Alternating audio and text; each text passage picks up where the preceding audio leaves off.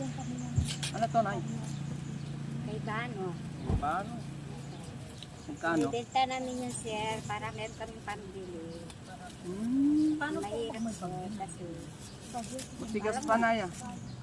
alam mo naman, sir, pag nagtitinda kami, may pambiling kape, tatanim po bigas. kayo ng mga ganyan? Mahirap kasi sa bundok.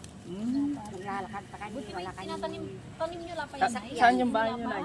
sa bundok. Doon sa ano, sa nung nakikita mo yung bundok na nandun, Oh, doon kami.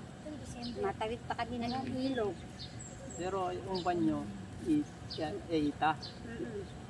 Ilan taon ka na? Aral ko mag-60, yan ang ganda ng 60? buhok. 60. Tapos, ilan taon? May anak ka na? May anak ako, binata. Nata.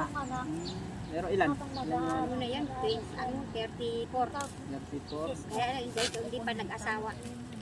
Ganda pala yung pista, no? Malakas pa rin na yan, 60.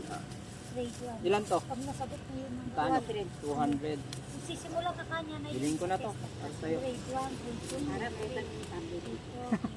Mahirap kasi sir. Pambili ng bigas. Pag nasagot mo kanya lahat Sir, yun, katutubo, wala perfect ka na. trabaho. Ano yun, anak? Nag-aararo lang. Asa po yung kambal niya, Nay? Bibili ng ano, wala Ay, kang magtitinda pambili din? ng pagkain. Hindi ka Oo. makakatrabaho Ano sa po? bundok. Anong pangalan niya po? Ano na lang? Tatrabaho kami. Love yung ganun. Pagka ito lang yung banyo, pagbaba nyo, Opo, yun lang po. Tapos wala nang iba. wala nang iba. Para What makabili if po ako ng mabenta niya na lahat yan? galing pa Hindi na sa bundok. Ha? Kaya ko nung alas 2. Sige, Nay. Biling ko na ito. Tapos na ako. Tapos babalik na naman kayo. Thank you, Nay. Opo. Ito na kay Nanay para matulungan ko din siya. Para uwi na siya. Ito. Thank you.